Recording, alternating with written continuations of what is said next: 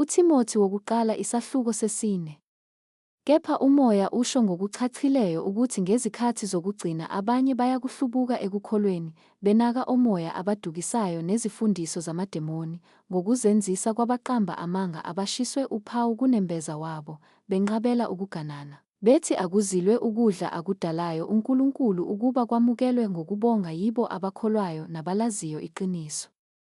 Ngokuba konke okudalwe nguNkulunkulu kuhle, akulahlwa lutho, uma kwamukelwa ngokubonga, ngokuba kungcweliswa ngezwi likaNkulunkulu nomkhuleko.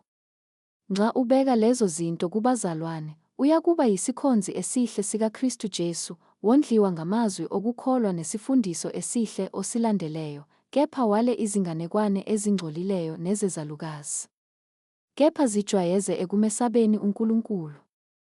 Ngokuba ukujwayeza umzimba kusiza ingcosana, kepha ukumesaba uNkulunkulu kusiza ezintweni zonke, kunesithembiso salokhu kuphila nalokho okuzayo.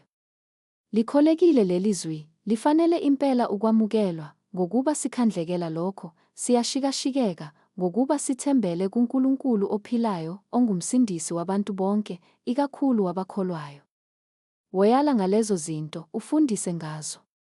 Makungabikho muntu odelela ubusha bakho, kepha yiba yisibonelo kwabakholwayo ngezwi, nangenkambo, nangothando, nangokukholwa, nangokuhlanzeka. Nakekela ukufunda, nokuyala, nokufundisa, ngize ngifike. Ungasidebeseli isiphiwo esikuwe, owasiphiwa ngezwi lokuprofetha nangokubekwa izandla ngamalunga. Nakekela lezo zinto, ume kuzo, ukuze ukuqhubeka kwakho kuqhame kubo bonke. Ziqaphele wena kanye nesifundiso, ume kulezo zinto, ngokuba ngokwenza lokho uyakuzisindisa wena nabakuzwayo.